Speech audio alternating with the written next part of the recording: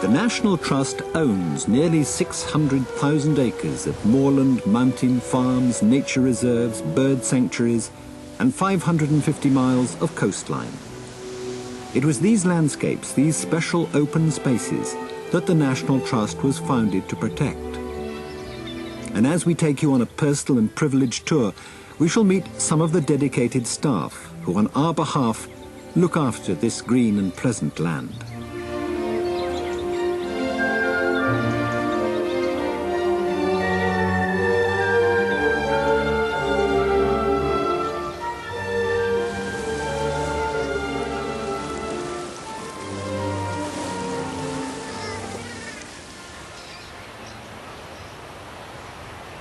Britain's coastline is a hugely important part of our heritage. Its significance is strategic, economic, aesthetic, and spiritual.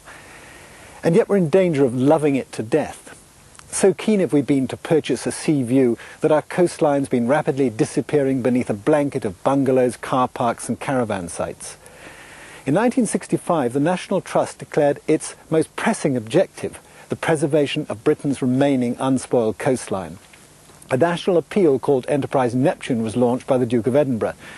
And to date, £20 million has been donated and 545 miles of coastline permanently protected.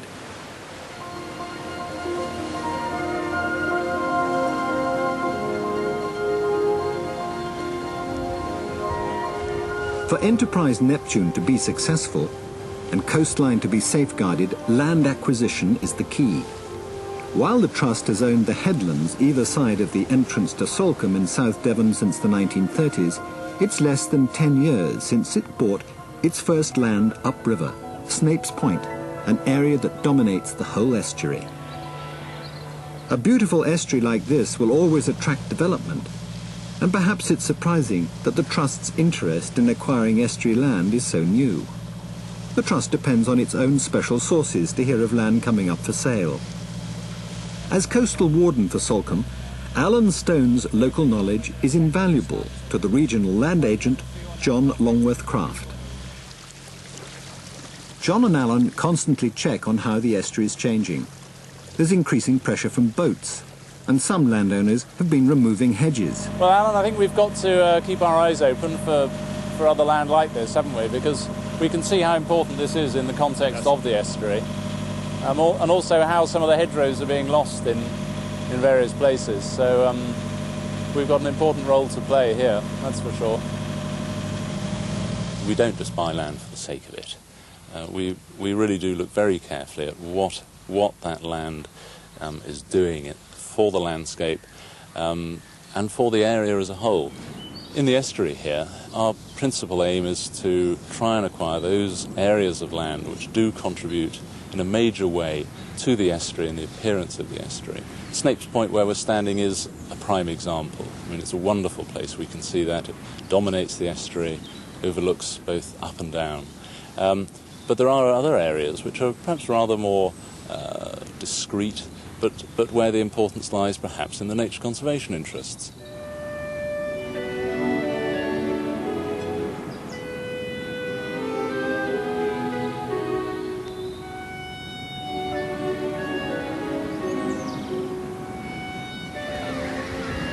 In charge of nature conservation at Blakeney Point in Norfolk is Joe Reed. Blakeney Point is important for all sorts of different reasons, and there are several designations which reflect that. It's a site of special scientific interest. Last year it was declared a National Nature Reserve, which I think says something about the successful management of the property. We have 3 seasonal staff and there's myself, and a lot of the work is I suppose really people management, is trying to maintain some sort of balance between the conservation interests of the site and all the recreational sorts of use that the site is subject to. So it's a full-time job trying to keep some sort of balance. That's the main thrust of the work, really. Blakeney Point is summer home to 11 species of seabird, but one of its most impressive residents is the grey seal, Britain's largest mammal, living in a colony with the smaller common seal. Probably the most popular wildlife that we have on here are the seals. They attract enormous numbers of people throughout the season, And again, we have to make sure that their own popularity, you know, isn't going to be responsible for their decline.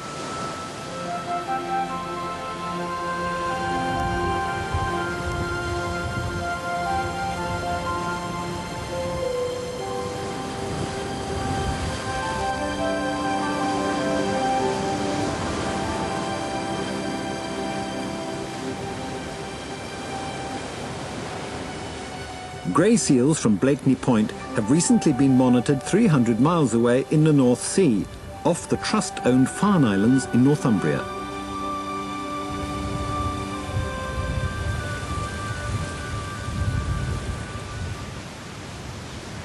But most of the Farne's residents are birds.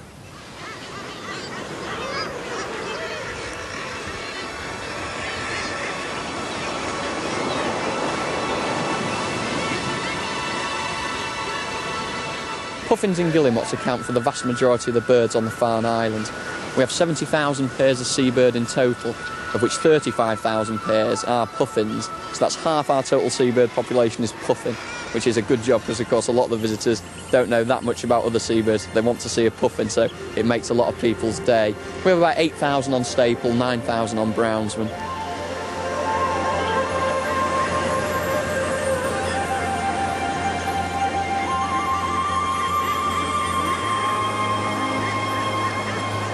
But the real star of the show out here is certainly the guillemot. Of 16,000 pairs on the Farnes, very roughly 12,000 pairs nest on these two islands alone. And that's quite spectacular. They're the birds that almost look a bit like mini penguins, but they're not related at all. So they nest on the inaccessible sort of rock tops that you can see over in the direction there.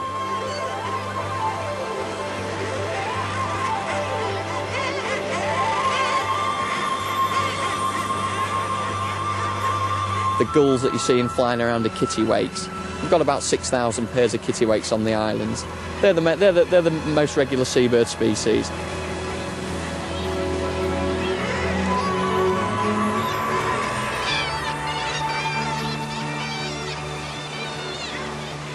It's a strange sort of environment to live in when the weather's bad. You've arrived today, the weather's very nice, and you've managed to get ashore onto the islands. In fact, you're the first people we've seen for 5 days now. And at that time it's very different, but you'd think it would be very strange to live out here in an environment like that where you don't see any people, but everyone who works out here has got the intention of making a career as a warden, so they're all very interested in the bird life and the surrounding wildlife.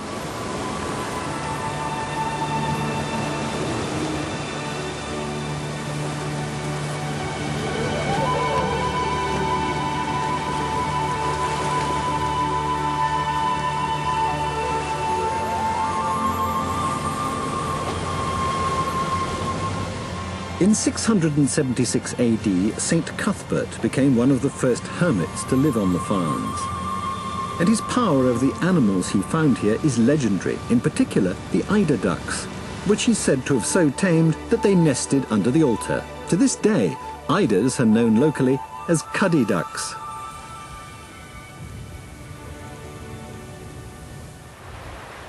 We have about 1,500 pairs of eider ducks nest on the Farne Islands. On this island, Inner Farne, it's about 1,000 pairs of ducks breeding purely on this island. It's an incredible sight. You can walk around the pathways, the visitors come onto the islands, and we have eider ducks literally right next to the paths. When we monitor them, we can walk up to the eiders, slide our hands underneath, roll the ducks out of the way, and you can count the number of eggs, pop them back down. It doesn't seem to bother them too much. If you have a love of sort of the wildlife, I've been interested in sort of birds and things since I was about this big. Absolutely incredible. There is nowhere else, literally in the British Isles, where you can get so close to so many breeding seabirds. It's a fabulous experience for myself and the other people who work here. It's absolutely wonderful. If you can get the opportunity to sort of portray some of that enthusiasm across to the visiting public, it's even better. Wonderful place.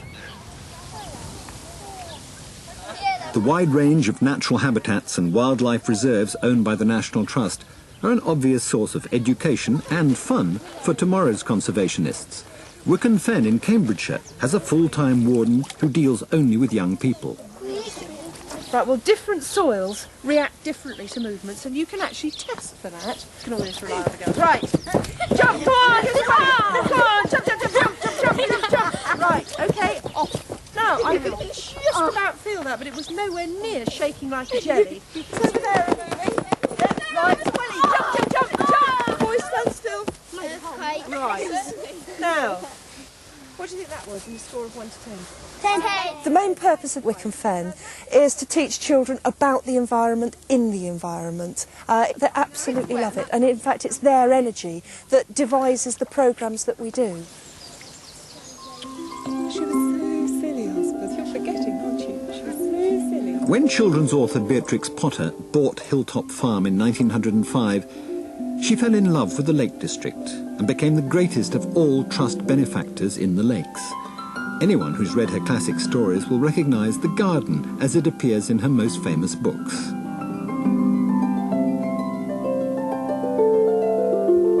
We've managed to keep the garden as it was in those days, even down to the fact that our gardener is instructed to leave it rather unkempt as you see it now. He has a list of approved weeds. This is actually a deliberate policy to keep it looking as it did in, say, for example, the Tale of Tom Kitten. In perfect sympathy with the aims of the newly founded National Trust, started by her friend Canon Rawnsley in 1895, she realised that her land purchases could preserve her beloved landscape in perpetuity.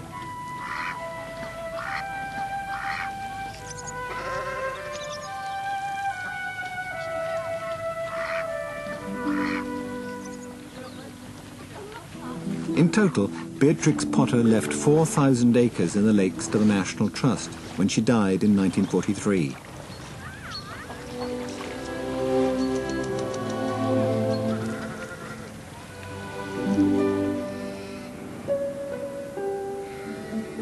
Today, the Trust owns 87 farms in the lakes.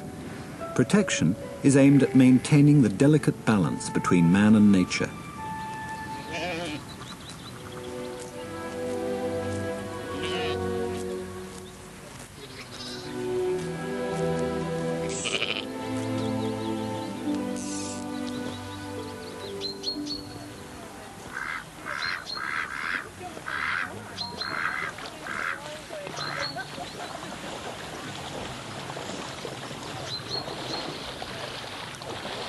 Early this century, when the National Trust made its first land acquisition in the lakes, the threat was already there.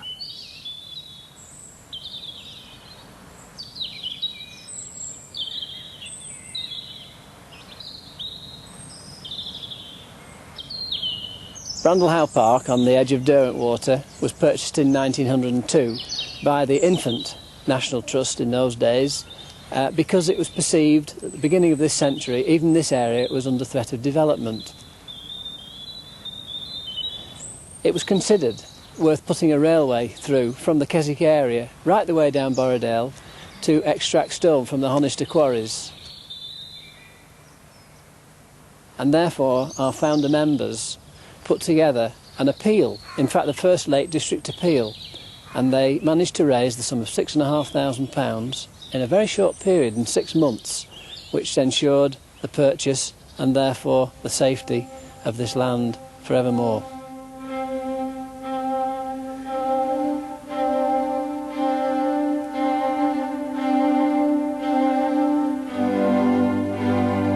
The most popular things we own by a long chalk are our gardens. Whenever we do a survey of members' views about the National Trust, they always say that the gardens are the things they love most. There are the famous landscape gardens, man-made pieces of classical landscape for which England is so famous, and Stourhead is the most famous of those. It's not what most people think of as a garden. There are no flowers in it, really. There are shrubs, but it's mostly water and temples and follies and bridges and trees.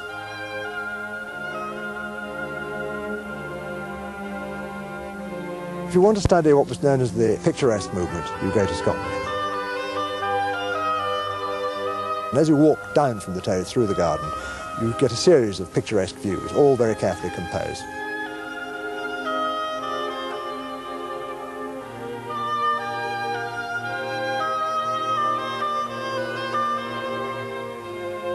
Nobody had ever heard of Biddulph Grange Garden in Staffordshire. It's a garden designed in the 1860s by a man called James Bateman, who was, like a lot of English people, a great traveller and very interested in plants. And his conceit was that this garden should recreate the habitats from which all the plants came from all over the world.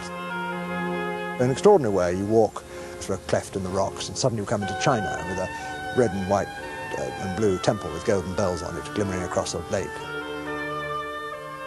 And a great bull with a golden sun in his horns bearing down at you. Most marvellous place.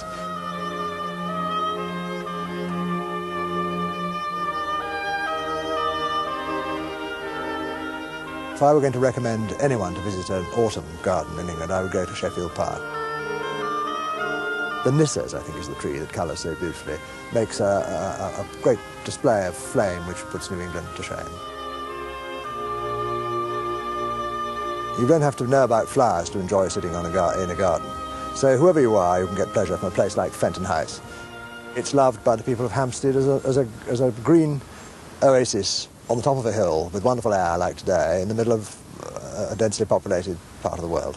I've a shelter for the hens and a stable for the ass, and sure what could a man want more? The gardener, who you're going to meet, I think, is a very keen vegetable grower, John, and what you see down there at the end of the orchard is his own private garden. Of course, he's very happy for people to see it and will tell you all about what's growing. I'm living all alone and there's no one looking after me. I remember one day there was a crowd of schoolboys came in, and most of them were up in the top garden, but two of the more adventurous chaps came down into the kitchen garden, and it was autumn time, and the apples were ripening, and the tomatoes were reddening, and the spuds were being dug up, and the two little boys, they looked round in amazement, and the onions were swelling on top of the ground. One says to the other, "It's just like a supermarket here, isn't it?" And they shouted for the rest of the boys, "Come down quick, it's like a supermarket here." And I mean to go and ask her whenever I get bold if she'll come and have an eye to me. I don't know. The National Trust now owns and preserves an example of almost every period and style of gardening. And some of them are famous throughout the world. Barrington Court in Somerset, once home to the Lyles of Tate & Lyle Sugar, originally had a garden designed by Gertrude Jekyll, which replaced the farmyard. However, it's the Trust's biggest maintained kitchen garden, a 1-acre walled organic site, that attracts Cheryl Fountain.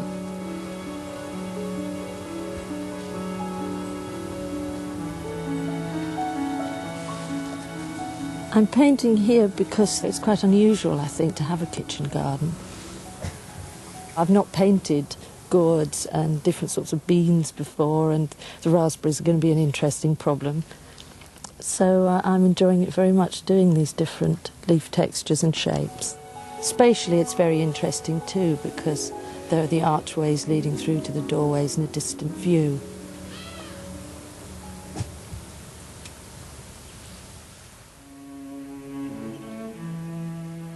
Sailing off the Devon coast, east of Dartmouth in the early 1920s, Sir Rupert D'Oyly Carte, whose family fortune was founded on Gilbert and Sullivan operas and the Savoy Hotel in London, saw a little bay, which seemed to be the perfect place for a house and garden.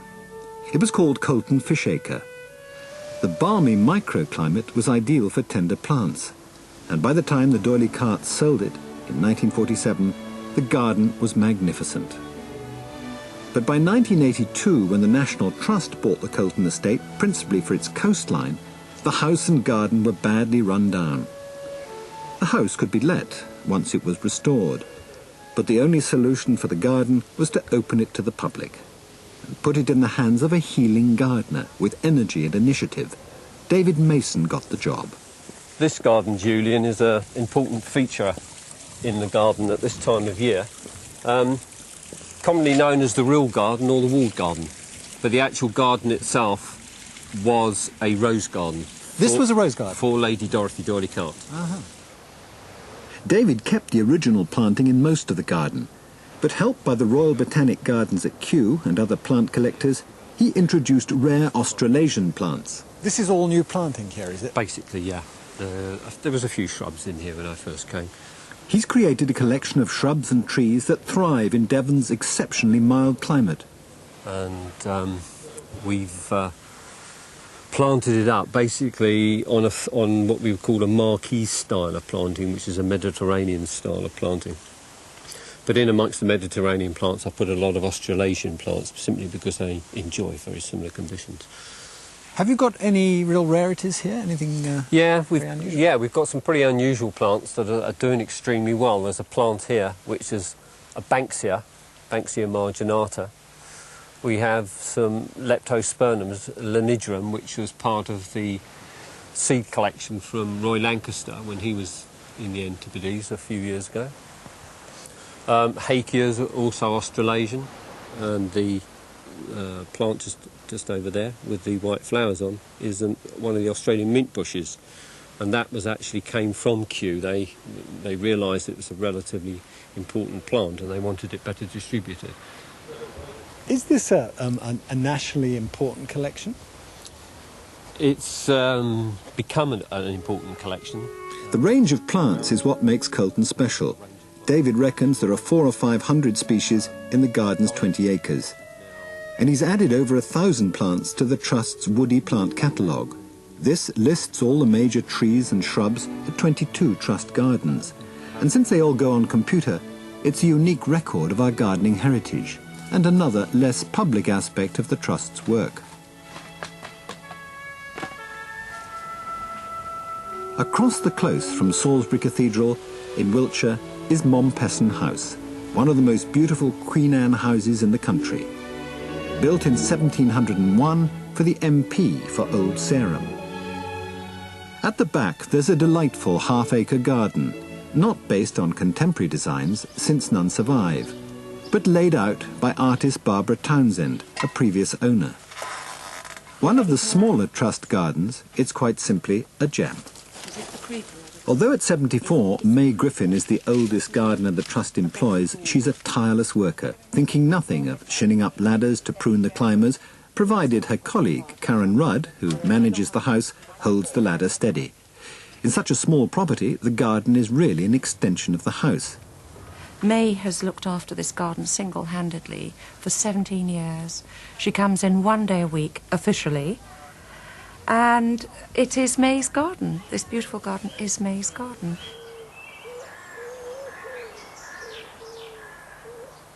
I usually make a list the night before of all the jobs that I know must be done. And then when I get here, I find a rose needs tying up or something should be done. And so you're doing extra jobs, and you just keep going, and you try and work from the moment you arrive until 12 o'clock when the house opens to get a nice lot of work done then, because naturally you must, if visitors want to know the name of a plant or to talk to you in some way about the garden, well, you must give them a little time.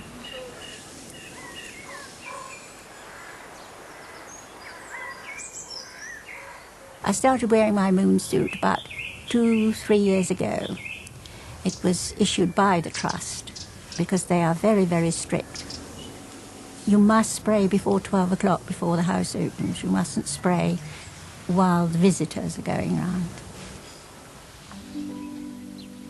At Alfriston Clergy House Garden in Sussex, Nick Jarvis is replanting to reflect its 500-year history.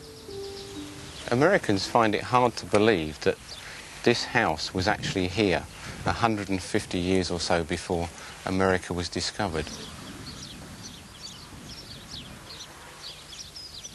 What I'm trying to do is get as close as possible to perhaps a medieval monastery garden as befits the house. This is most useful for taking away the smells of everyday life. Can you imagine? No plumbing, animals living in the same house as you, actually in the same room as you, smoke from the fire all over the room and then gradually dissipating further and further into the roof and out of the roof. And possibly the birds nesting in the roof as well, dropping what they do best on the floor. when I first came that these beds were actually full up with hybrid tea roses, and the first job to do was take all the soil out, all the roses out, and replace them with good old-fashioned, lovely scented roses. Parsley, the Romans brought over. Figs came with the Romans. Thyme grows naturally on the downs. This is borage. They taste of cucumber. And a nifty little trick is to put one in an ice cube and let it melt, dissolve nicely into your Pimm's. These are bear's breeches, and they were the inspiration for the Greek and architects and the Corinthians as the acanthus leaf motif on all their columns and over the top of arches and things like that. This is great mullein, Aaron's rod.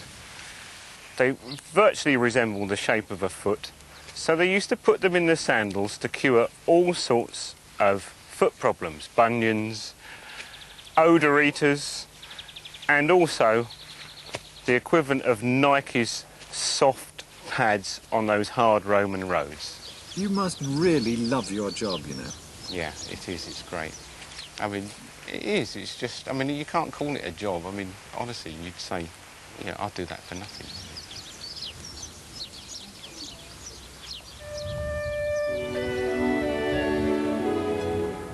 The National Trust has a reputation for the dedication and skill of its gardeners and its countryside managers. The whole of the Purbeck area in Dorset, which includes Dancing Ledge and Studland Bay, is the responsibility of Jeff Han. Seacombe Valley is an area of natural limestone grassland down the coast from Dancing Ledge. I run a fairly large estate, and with other pressures we've got on the coastline, especially at Studland, sometimes your batteries need regenerating. And this is a place where I can come, sit for half an hour, peace and tranquility, watch the animals, and then go back with batteries fully charged. It's one of the few places where the early spider orchid can be found. The Trust won't use chemicals in such a place, so a way has to be found to prevent the pervasive Brachypodium grass from smothering orchids and other wildflowers.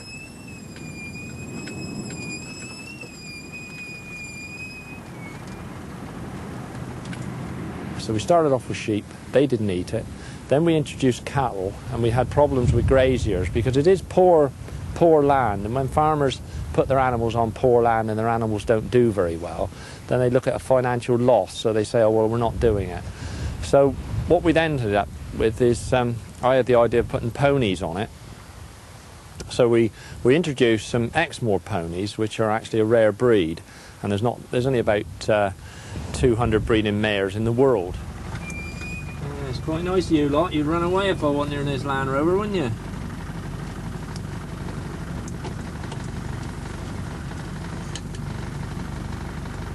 Hello then.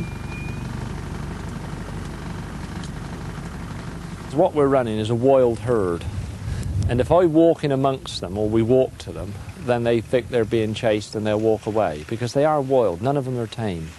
But when we go in the Land Rover, they seem to not worry about the Land Rover, and I can get quite close to them.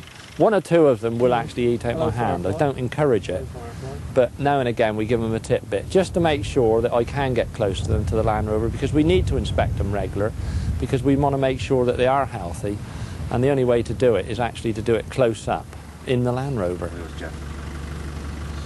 Right, all you lot move out of the way, we'll go on up. We're not looking for anything special, we're looking for just a mowing machine on legs. And with the youngsters, we're actually moving them on to other National Trust properties, doing the grazing, doing very similar grazing than what we're doing here.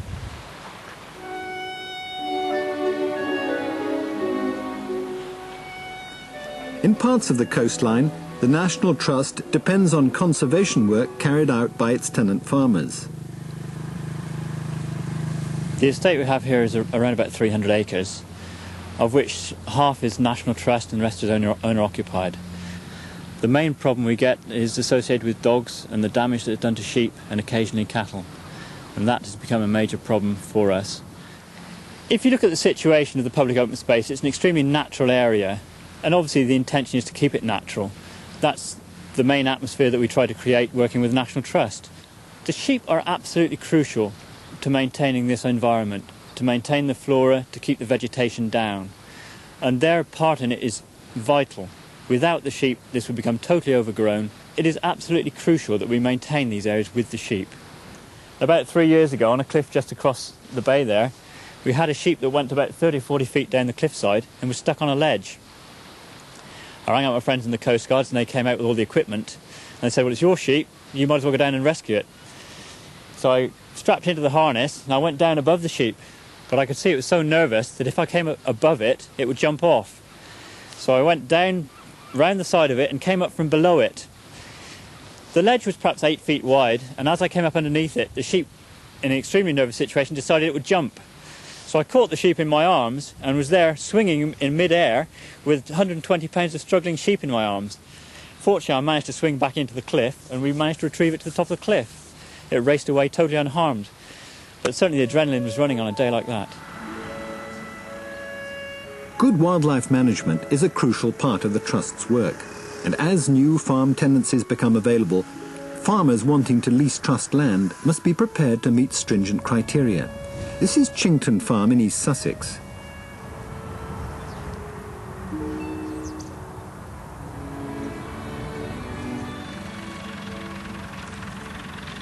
We've been farming here now for a year under the National Trust. All the arable land that we've had has had to go into the environmentally sensitive area, which restrictions on that include that we're not allowed to put any fertiliser on and no sprays over the period that the environmentally sensitive area is down for, which is 10 years. The fact that we can't put any fertiliser on and so we can't stock it as tightly as perhaps one could doesn't really worry me too much because we have the reduced rent, so it swings and roundabouts, as they say. In return for a reduced rent, 29-year-old Paul and his brother Tom agreed to organically farm the Trust's 288 acres here. When the tenancy came up a year ago, we applied for it knowing what it would be like. We knew the restrictions before we applied for it. And we survived the first year, which is going to be the hardest one. And the National Trust have obviously given us the opportunity to farm, which has been our lifetime ambition. It's very hard to get into farming, especially at our age, to have the opportunity. So we're very, very pleased.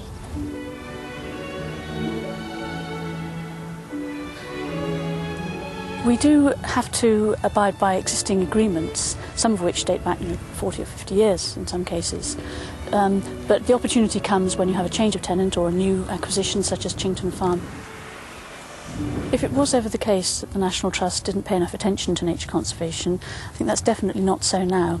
And over the last 10 years, for example, we have paid increasing attention to the preservation and conservation of our wildlife. And with every new tenancy agreement that we enter into on our farmland now, we have conservation clauses which are negotiated and agreed with the farm tenant. For the remainder of their lease, in order to fulfil their obligations to the Trust, and it's hoped to benefit wildlife, the brothers will return to traditional pasture, all the arable land currently sown with wheat and rape.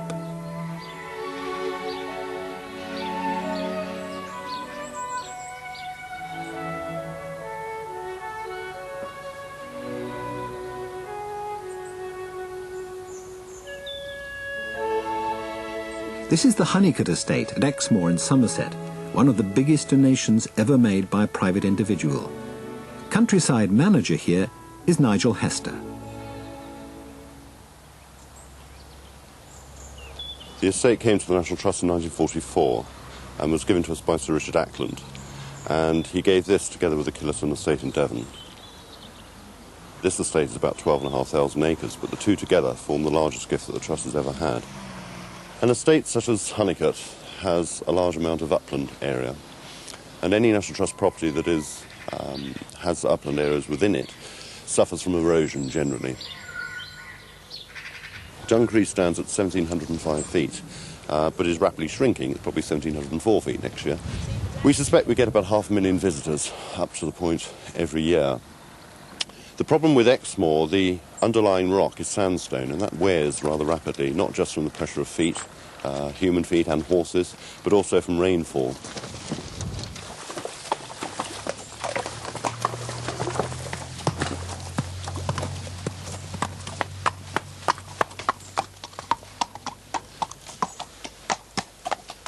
Camping on National Trust property is generally forbidden.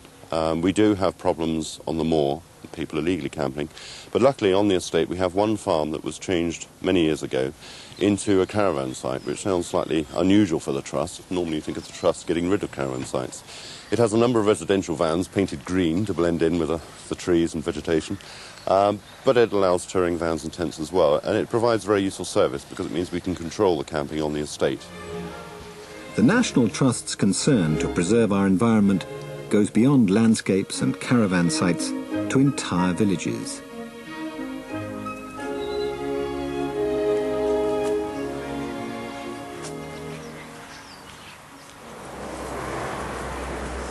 I grew up not far from this one, Laycock in Wiltshire. With its shops and pubs and farms and its famous abbey, it's almost entirely owned by the Trust, a very difficult responsibility to discharge.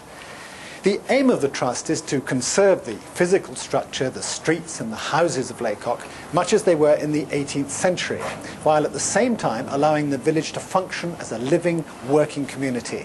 Now, sometimes those two aims are not easily compatible. Although it's undeniably a very pretty, well-kept village, there is a rather unreal quality about it. Arriving in Laycock is a bit like walking onto a film set, or perhaps into a commercial for a well-known brand of bread. Jean Sheard and her daughter Debbie beat off fierce opposition from 60 other people to secure this bakery business in Laycock. My grandmother was a baker, and I'd made lots of bread at home. I didn't know all about it, but I did all my sums and put in a business plan to the National Trust. No, and here we are today, 3 years afterwards. We're still here, and we're still enjoying it, which is a big thing, I think, in business as well.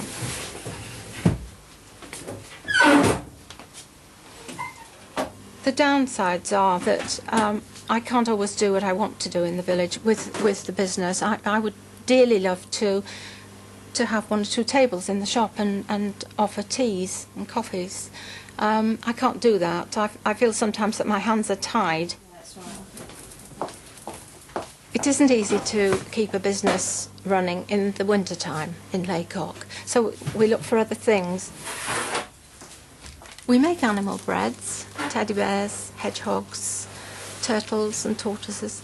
We don't make the same ones every day. We've done some tortoises this morning. When they're baking, they swell up. You put currants in for the eyes beforehand, and whilst they're baking, the eyes shoot out, so you've got to put them in again afterwards.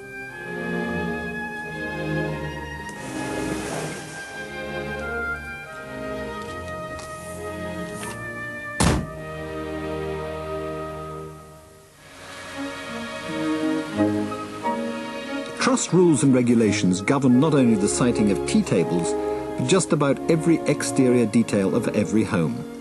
If you've chosen to live in Laycock as a tenant of the National Trust, you will have accepted that you do not choose what colour to paint your front door, or what tiles to put on your roof, even the number of flower baskets you hang outside. All these decisions are made according to National Trust rules of good taste. Residents claim that exteriors are kept spick and span at the expense of interior repairs. The Trust believes its first duty is to keep the village as far as possible as it was in the 18th century, without, of course, the mud and the dung heaps and other things offensive to 20th century tourists. As regional land agent, David Riddle is responsible for maintaining the strict ban on intrusions like TV aerials, satellite dishes and double yellow lines. He also has a big say in choosing the tenants for all the cottages and farms around Laycock. How does David Riddle balance his adherence to trust policy against his responsibility to the tenants? As I say, our first objective is to preserve the village as a traditional village. Our second objective is to preserve the community within the village, as part of the village, and really to minimise where we can any conflict between the tourists that come, the visitors that come, and the people that live here.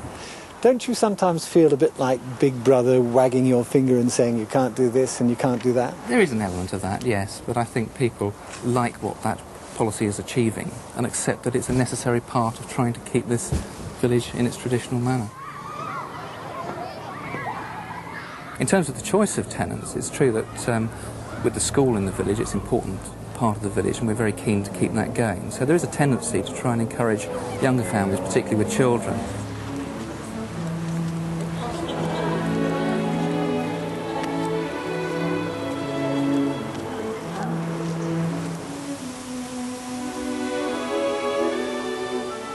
In the distant past, most of the inhabitants of Laycock were tenants of the Great Abbey and paid their rent in corn, hides and fleeces.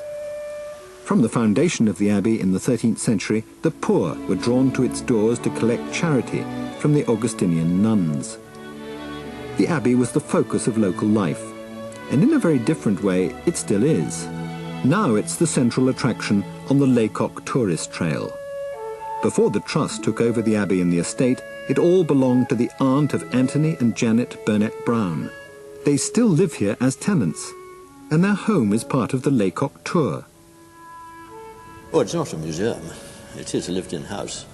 Well, you get used to visitors, and indeed, at the end of the season, when they suddenly stop, the house feels rather empty, and you rattle about in it. But it is much more peaceful then. Is there no disadvantage in living in a house that's open to the public? Oh, yes. There are all sorts of restrictions. You can't just walk about in your dressing gown if you want to do that. What do people most appreciate about the house? Some people, I think, expected something a bit grander and were perhaps a bit disappointed. But on the whole, I think it was the atmosphere that people liked. If the decision had been yours, would you have made the house over to the National Trust? Probably, yes. I think if by any mischance it belonged to me now, the first thing I'd try to do would be to give it to the National Trust. There are disadvantages, but I think the National Trust is the best home for it. And why do you say that? They can look after it, whereas a private person can't. And they've got the experience of looking after houses. And they've got the staff to do it. Would you like to see anything done differently? Any major changes made in the way that things are run? Yes, I think one or two things are a pity. The Manor Farm, just outside the gates here, used to be a working farm when we came here. It's a great pity it isn't now, but I think part of the trouble was that cows made such a mess in the streets and visitors complained. And yes. Well, that's absurd, isn't it? Well, it is absurd, but we've got to listen to what visitors say.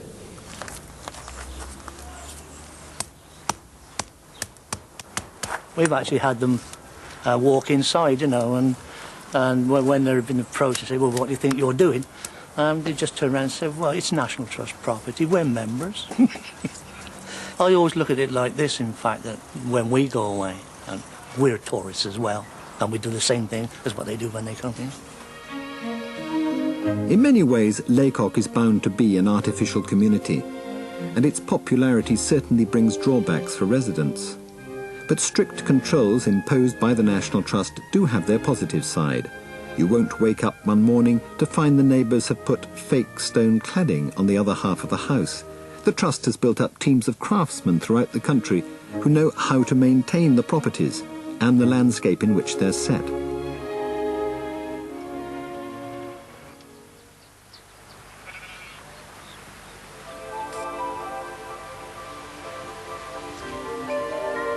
"5 miles of Hadrian's Wall, the most evocative symbol of the extent of the Roman conquest of Britain, is owned by the Trust and maintained by its craftsmen.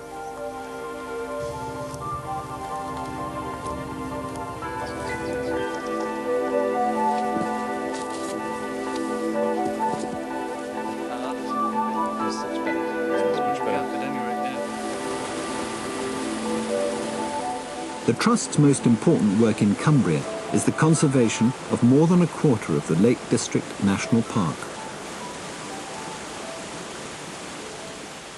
These stones are part of the very ancient pass of the Stee, as it used to be called. And we feel that they are probably early medieval, may even be older. We know that in the 13th century this was already a well-used track. And it is this track that we found in 1979, hidden under the bracken, hidden under the grass, and found it simply by trying to find a solution to our 20th century erosion problems, and wondering if I could bring a zigzag path across here, that I saw I was standing on a shiny boulder. When I got down on my hands and knees to investigate why, this is what I found. It was under the turf, under the bracken. And this has now given us the clue, has given us the lead for all of the footpath work that we do. Wherever we have rock mountains, we've had to go back to the ancients to learn how to do aesthetically the work of erosion control in the late 20th century.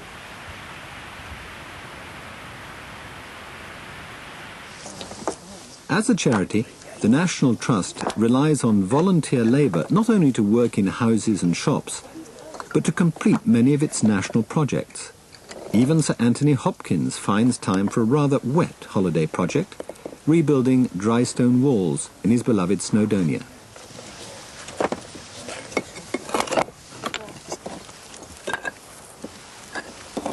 It's amazing to think that these were actually built by farmers dead generations ago. But then, until fairly recently, I suppose their descendants would have been working locally, working possibly in the same farms, doing much the same jobs that their forebears had done.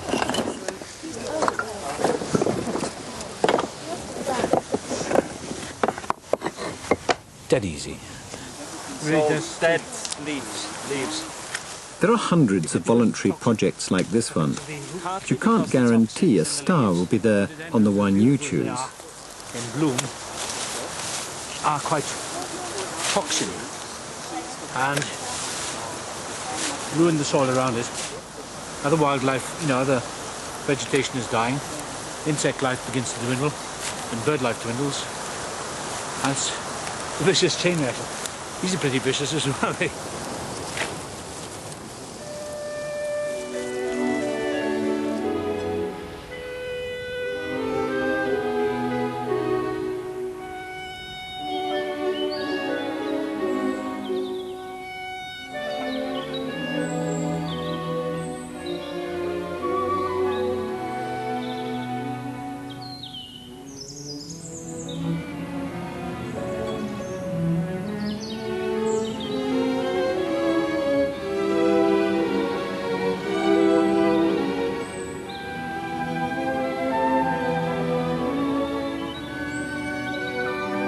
The coast just east of Foy in South Cornwall is one of the National Trust's greatest successes. For 30 years, Michael Trinick was responsible for Devon and Cornwall, and in that time earned the nickname King Neptune because of his work for the Coastline Appeal. When I started with the National Trust down here, it had about 10 miles of coast, 3 major headlands really. And when I finished, it had just over 100 miles, so I was lucky enough to have that length of coast. But I don't count length of coast as the key thing. It's quality, it's what you're able to do when you've got it. Once you do own land, you can slowly, and one hopes reasonably imperceptibly, make it look much better to the eye, to the walker, to anyone who comes here, the people who just come to bathe. They suddenly realize it isn't only a nice bathing beach, it's something much more than that.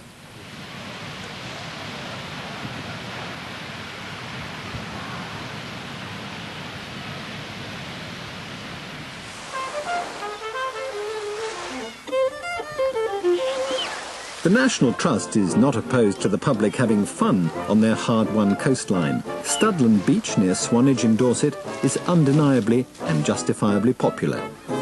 We get lost children, quite a few lost children in the summer, which we have to go and find, and as you can see, litter, plenty of it. It's a job that has to be done, somebody's got to do it, so, it's just rubbish to me.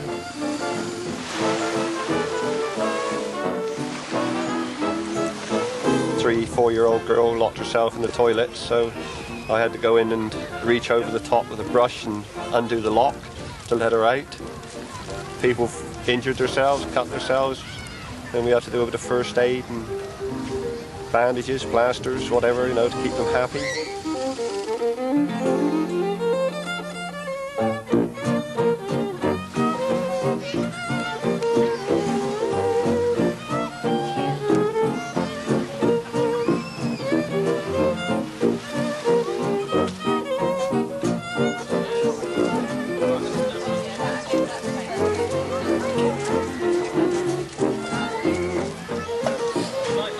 People's image of a National Trust catering establishment is the little tea rooms on the side of a stately home run by volunteers. So they're very surprised when they see us down here with 300-yard queues and ice cream and beef burgers.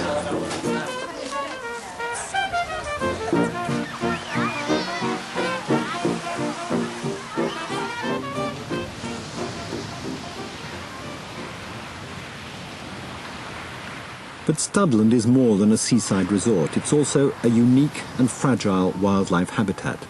Dunes lead to untouched lowland heather, where rare wildflowers and all 6 species of British reptile can be found.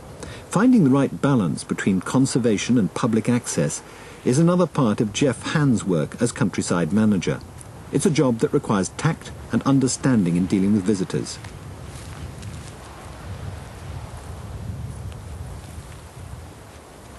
Hello, good afternoon. How do you do? I don't know if you've realised that we've actually strayed into one of the conservation areas that we got marked off here. Oh, well, are there any signs here to say? There are down on that says Dune Restoration Area. There's one down across the front there, and there's another one in behind us here. Oh, right. Which way did you come in? Well, we came in through that way. Was there any fence there where you come through? No, we walked straight through. Oh dear, where somebody the huts were broke the down fence there. again. Because what we're trying to do, we're trying to keep some of these areas actually to the grass to grow again, otherwise we lose the whole lot. And once the wind gets in, it blows away. Anyway, thanks very much. Not at all, and make sure we're not here tomorrow. Brilliant. Thank Bye-bye you. then. Bye-bye. The main pressure on Studland Beach are people. It's the people that are coming here. We get very little damage as far as the sea is concerned. We get the odd problem, but like on the dune system, it's the pressures of people's feet on the actual vegetation that cause the problem. On the dunes at Blakeney Point, plants have adapted to the harsh conditions, frequently battered by salt water and winds. Humans have presented the greater challenge, and now the Trust in North Norfolk is pioneering this wooden walkway in an attempt to stem the erosion.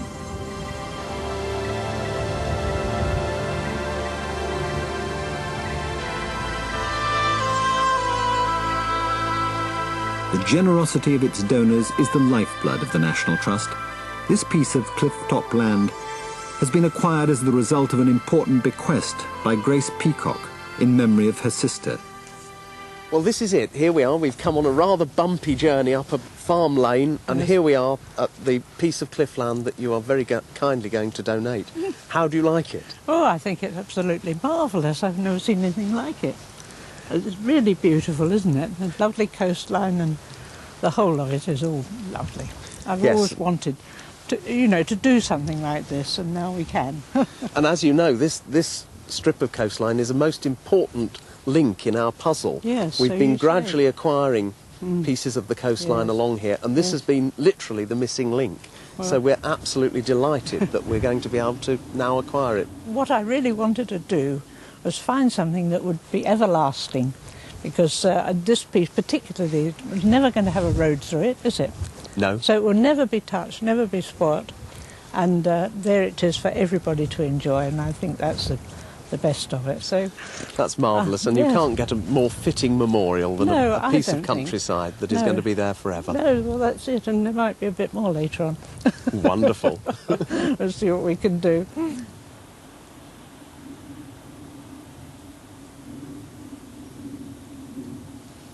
Soon after I was able to start work down here, I met Leslie Hicks with his hook, cutting a footpath for the parish council.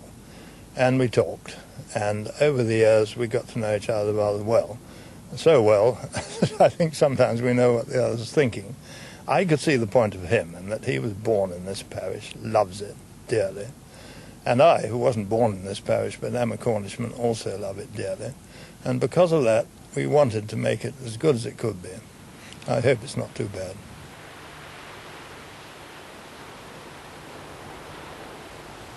There's nowhere like this in the rest of the world. This part of Cornwall is the old thing, the best thing that ever you could come across. If you stand out on the headland of a nice day like this, and peace, quiet, and this beauty, what we've got here, I think you could feel the richest person in the world. I do, and I'm sure other people must do the same. You needn't have a penny in the bank, but you could still feel that you're the richest person in the world. The money don't come in it. Nobody can buy this beauty that we got here. Of course, protecting much-loved countryside is only part of the task. But wherever you look within the National Trust, you'll find that same love, that devotion to the job, and the passion to conserve. Nowadays, the word conservation has to some extent been hijacked by the Green Movement and is understood only to mean the protection of our natural heritage. But the men and women of the National Trust, the craftsmen and volunteers, the cleaners and clerks and managers and masons, remind us that conservation means the protection of all that is best in our national heritage. We have entrusted them with that great task, and they have not failed us.